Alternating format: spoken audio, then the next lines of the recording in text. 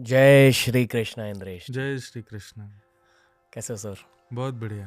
अब आपसे खुल के बात हो। ये साल कैसा रहा आपके लिए? बहुत अच्छा। बहुत सारी नई चीज़ें, बहुत सारा नया अनुभव हर साल में ही मिलता है, पर कुछ साल बहुत आपके लिए इम्पोर्टेंट होते हैं, तो उसमें से ये गया है। मुश्किलें थी? सबके होती हैं, और नहीं है तो शायद आप कहीं गड़बड़ कर रहे हो, इसीलिए आपको चैलेंजेस नहीं मिल रहे। तो होती हैं सबकी लाइफ में। क्या? तो थी मुश्किलें, मतलब ऐसी थी कि मैं इस वर्ष व्यस्त बहुत हो गया। खुद के लिए समय कम निकाल पा रहा हूँ, खुद के लोगों के लिए समय कम निकाल पा रहा हूँ। ये थोड़ी सी मुश्किल है बस। क्या करते हो उस मुश्किल के साथ? फिर उसके लिए कुछ ना कुछ ट्रीट्स करके, कैसे ना कैसे भी करके उन लोगों को इम्प्रेस करने का प्रयास करते हैं। मोस्टली जैसे माँ हैं, मोस्टली घर की मेरी बहनें हैं, घर के कुछ मेरे ऐसे रिलेटिव्स हैं जिनको मैं टाइम नहीं दे पा रहा हूँ। बस उन लोगों के साथ कुछ उनको अच्छा फील करा करके बस वो करने का कोशिश करते हैं। ये जो भी चैलेंजेस होते हैं, ये भी भगवान ही रखता है हमारी जिंदगी में। बिल्कुल ना? एवरीथिंग। चाहे चैलेंज कितना भी कठिन हो, है तो तोहफा भगवान का ही। जी मानते हो ये? बिल्कुल। इस थॉट के बारे में थोड़ा सा बात करें। जी। If you don't mind me asking, आपकी एज क्या है? 27। तो जैसे जैसे उम्र बढ़ती जा रही है, वैसे वैसे यही जान रहे हो आप कि चैलेंजेस और भगवान का नाता? बिल्कुल।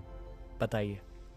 मतलब आप जिस चीज़ को ड्रीम करते थे किसी टाइम पर कि ऐसा मेरी लाइफ हो या ऐसी मेरी सिचुएशन हो जाए, और फिर जब वो आपकी लाइफ में आता है, तो ठाकुर जी, मतलब भगवान, आपको हर जगह ये चीज़ बता रहे हैं कि whatever you are thinking and whatever you are assuming, शांति वहाँ भी नहीं है।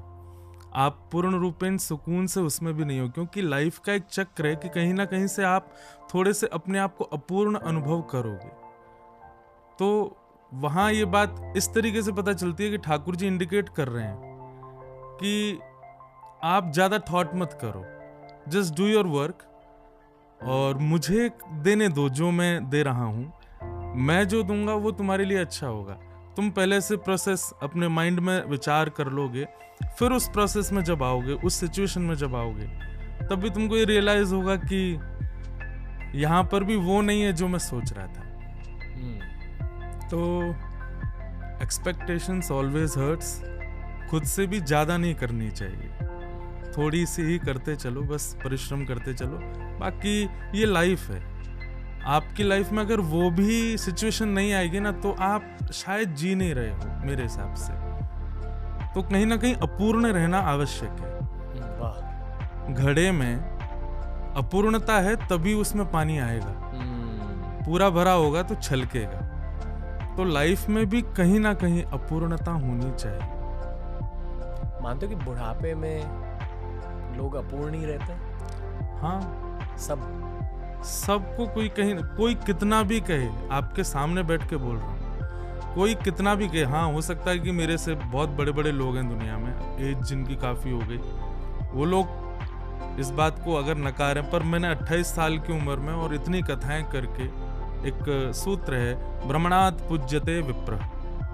भ्रमण आपको बहुत कुछ सिखा देता है, घूमना फिरना, आप बार बार जब बाहर जाते रहते हैं। तो मुझे लगता है कि हूँ तो मैं 28 साल का, लेकिन मैंने 55-60 वर्ष तक की आयु के व्यक्ति का लाइफ देख ली है, और उसके दावे पर मैं कह रहा हूँ, कोई कितना भी कहे कि मैं पूर्ण हूँ, मैंने सब कुछ पा लिया, नहीं, वो भी कहीं ना कहीं अपूर्ण तो है, और ये अपूर्णता ही जीवन है।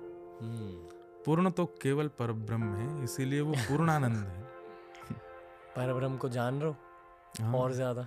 हाँ, तो बस ये होगा कि आप देख पाओगे, उस सिचुएशन में आ नहीं पाओगे, समझ पाओगे। मतलब आप परब्रह्म को जान लो, जान करके आपके माइंड में वो चीज क्लियर हो जाएगी कि हाँ, ये पूर्णता है, पर आप पूर्ण फिर भी नहीं हो पाओगे। समझ में आ जाएगा। लाइक जैसे स्कूल में फॉर्मूलाज, इक्वेशंस समझ में आ गई, पर करने जब बैठते हैं तो वी आर लाइक, मुझे आता है पर मैं कर नहीं पा रहा हूँ, वो वाली सिचुएशन ही रहेगी।